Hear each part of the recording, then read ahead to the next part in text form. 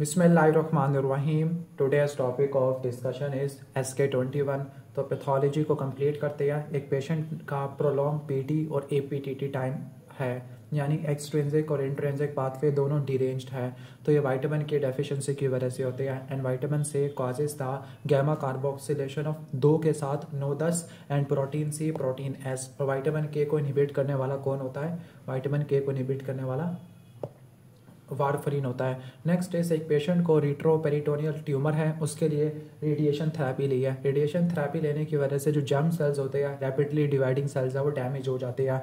Patient का testosterone level normal या normal से नीचे हो सकता है। साथ में सर्टोली सेल्स भी डैमेज हो गए तो फिर इनहिबिन का लेवल भी कम हो जाएगा। इनहिबिन करता क्या है? FSH को इनहिबिट करता है। इसके बाद 71 ईयर ओल्ड वुमेन जिसको प्रोग्रेसिव बोन पेन है, हियरिंग लॉस है, साथ में एल्किलाइन फॉस्फेटेस का लेवल ज़्यादा है। एल्किलाइन फॉस्फेटेस रेज्ड होता है पेजेड डिजीज ऑफ बोन में, विच इज कॉल्ड ओस्टियाइटिस डिफॉर्मेंस, और इसमें मोज़ेक पैटर्न ऑफ लैमिलर बोन देखने को मिलती है। इसके बाद बोन ग्रोथ है। बोन ग्रोथ 2 तरीकों से होती है, लीनियर जिसमें बोन की लेंथ बढ़ती है, अपोजिशनल जिसमें बोन की विड्थ बढ़ती है। इसके बाद एक पेशेंट है जिसको ओवरी का कैंसर है। ओवरी के कैंसर की रिकरेंस को देखने के लिए CA-125 के लेवल्स कराते हैं, ये ट्यूमर मार्कर होता है। इसके बाद एक पेशेंट है जिसको ब्रेस्ट का और ओवरी का कैंसर है, तो वो कौन सा ट्यूमर मार्कर है या कौन सा जीन है जो ब्रेस्ट और ओवरी कैंसर दोनों करवाता है? वो BRCA1 होता है। इसके बाद लिपिड मेटाबॉलिज्म में 3 एंजाइम्स है, तीनों एंजाइम को पहचानना है। एक वो एंजाइम जो IDL को LDL में कन्वर्ट करता है। इसके अलावा काइलोमाइक्रोन और VLDL में से भी टैग को खा जाता है, तो वो कौन सा एंजाइम है? Answer is lipoprotein lipase. Clear. Number 2, वो कौन सा एंजाइम है जो एडिपोज टिश्यू से फैट को मोबिलाइज करवाता है? वो हार्मोन सेंसिटिव लाइपेज है। और वो कौन सा एंजाइम है जो कोलेस्ट्रॉल की एस्टेरिफिकेशन कराता है ताकि स्टोर किया जा सके? वो LCAT है, लेसिथिन कोलेस्ट्रॉल, और ये HDL को चाहिए होता है। क्लियर।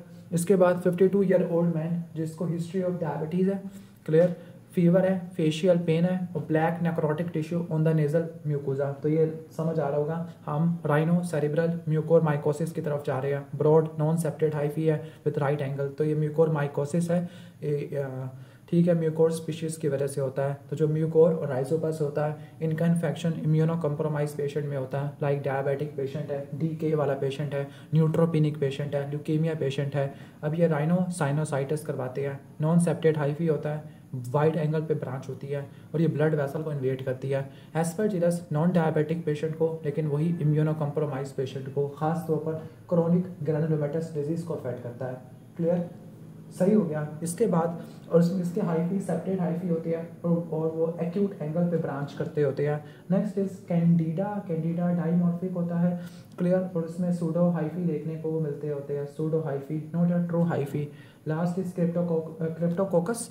ये डाइमॉर्फिक नहीं होता बल्कि ये नैरो बडिंग प्रोड्यूस करता होता है। ये HIV वाले पेशेंट में देखने को मिलता होता है। क्रिप्टोकोकल मेनिंजाइटिस करवा देता है। इसके लिए amphotericin B plus flucytosine followed by fluconazole देते हैं। सो बबल अपीयरेंस करवाता है। सो बबल लीजन आपको जाइंट सेल ट्यूमर में भी देखने को मिलती है, ये याद रख लेना। Next is histoplasmosis. ये पिजन ड्रूपिंग से एसोसिएटेड है। इसके अलावा रेटिकुलो एंडोथेलियल सिस्टम को इन्वेट करता होता है। Next is 67 year old man जिसका फीवर है, प्रोडक्टिव कफ है, शॉर्टनेस ऑफ ब्रेथ है, यानी इसको निमोनिया हो चुका है। और pneumonia most common cause is lobar pneumonia, और जो स्ट्रेप्टोकोकस निमोनिया की वजह से होता है। लेकिन मेन इंपॉर्टेंट इज उसने मैकेनिकल वेंटिलेशन करवाई है। अब मैकेनिकल वेंटिलेशन वाले पेशेंट में हॉस्पिटल अक्वायर्ड निमोनिया होता है, which is caused bye Pseudomonas. अगर ये कम्युनिटी अक्वायर्ड होता, आंसर इज स्ट्रेप्टोकोकस निमोनियाई। इसके बाद इन्फ्लेमेशन के अंदर न्यूट्रोफिल्स ब्लड से टिश्यू की तरफ मूव करते हैं। सबसे पहले मार्जिनेशन होती है, फिर रोलिंग होती है, फिर एडिशन होती है, फिर ट्रांसमाइग्रेशन होती है, ओके, फिर कीमोटैक्सिस, ऑप्सोनाइजेशन और फेगोसाइटोसिस। ये सारे स्टेप्स रट्टा मार लेना। जो मार्जिनेशन होती है इसमें न्यूट्रोफिल चिपक जाती है ब्लड वेसल की दीवार के साथ और ये सिलेक्टिन से होती है। रोलिंग ये भी सिलेक्टिन से होती है। एडिशन इंटैग्रिन से होती है। क्लियर, ठीक हो गया। WBC एंडोथेलियम से चिपक जाते हैं वाला ICAM इंट्रासेलुलर एडिशन मॉलिक्यूल, और अगर WBC बैक्टीरिया से अटैच हो तो वो ऑप्सोनिन से अटैच होते हैं, ऑप्सोनाइजेशन करवा देती है। फिर ट्रांसमाइग्रेशन या डायपेडेसिस होती है, वो PCAM31 से होती है। माइग्रेशन या कीमोटैक्सिस ये होती है C5A इंटरल्यूकिन 8 ओलिगोट्राइन B4, लास्ट में फेकोसाइटोसिस, डीग्रैनुलेशन और किलिंग होती है किसकी, बैक्टीरिया की। नेक्स्ट ट्रोमा पेशेंट है जिसको सेप्टिक शॉक हो चुका है। सेप्टिक शॉक में फीवर, टैकीकार्डिया, हाइपोटेंशन और वार्म एक्सट्रीमिटीज देखने को मिलते हैं। वेजोडाइलेशन होती है जिसकी वजह से वेसल्स की परमिएबिलिटी बढ़ जाती है हिस्टामिन से और ब्रेडिकाइनिन से। Next is 70 year old women जिसको नमूनिया हो चुका है 5 days after the hospital admission, यानी इसको हॉस्पिटल एक्वायर्ड नमूनिया है। क्लियर। तो हॉस्पिटल एक्वायर्ड नमूनिया में रट्टा मार लेना कि ग्राम नेगेटिव बैक्टीरिया से होता है और यह एंटीबायोटिक रेजिस्टेंस बहुत ज़्यादा होती है as compared to community acquired. और इसके लिए ड्रग कौन सी दोगे, टेंजो दोगे, पिपार्सलिन और टेजोबैक्टेम। क्लियर। पेशेंट को सीवियर हैमरेज हो चुका है, हाइपोवोलेमिक शॉक है, हाइपोटेंशन है। अब शॉक के नतीजे में वेजो कंस्ट्रक्शन होती है ताकि ब्लड प्रेशर को बढ़ाया जा सके। अब वेजो कंस्ट्रक्शन कराने वाला एंडोथेलिन रिस्पॉन्सिबल होता है जब ब्लड वेसल्स डैमेज होती है। क्लियर। हिस्टामिन तो वेजो डायलेशन करवाता है। इसके बाद एक स्केलेटल मसल का फ्रेगमेंट लिया गया, उसको परफियन चैम्बर में डाला गया। क्लियर। और जो वास्कुलर स्मूथ मसल कॉन्ट्रैक्ट करते हैं जब वो स्ट्रेच होते हैं, this is called myogenic response. और ये स्ट्रेच इंड्यूस या टेंशन इंड्यूस की वजह से स्मूथ मसल की कॉन्ट्रैक्शन होती है। 25 ईयर ओल्ड मैन को डीप लैसिरेशन है लोअर लिम्ब के ऊपर और आफ्टर रिससिटेशन उसको हाइपोटेंशन, टैकीकार्डिया और कोल्ड एक्सट्रीमिटीज यानी हाइपोवोलेमिक या हैमरेजिक शॉक हो चुका है। ओके। तो इसमें क्या होगा, इसमें लॉस ऑफ ब्लड वॉल्यूम होता है, peripheral pooling from soft tissue injury, hypovolemic या हैमरेजिक शॉक है। 38 year old man from South Asia presented with inability, South Asia यानी अपना पाकिस्तान इंडिया की बात कर रहे हैं, अपना मुंह नहीं खोल पा रहा, this is called trismus. Clear. South Asia वाले पान गुटखा बहुत खाते हैं along with pale mucosa and loss of tongue papillae. तो पेशेंट में क्या है, ओरल सब म्यूकोजल फाइब्रोसिस है। अब बहुत घटी एमसीक्यू है लेकिन करना तो है। Most common pre malignant lesion. Okay, ठीक हो गया। मोस्ट अगर हम प्री मैलिग्नेंट लीजन की बात करें, कॉमन है ल्यूकोप्लेकिया, लीथल है एथ्रोप्लेकिया। लेकिन प्री मैलिग्नेंट कंडीशन की बात करें तो सब म्यूकोजल फाइब्रोसिस और लीथल है lichen planus.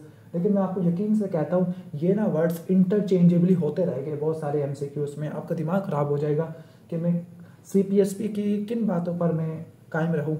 Autopsy of a patient जिसको सिरोसिस हो चुका है, सिरोसिस वाले पेशेंट में golden brown pigmentation within pancreatic acinar है, तो this might be due to haemosiderosis. Okay.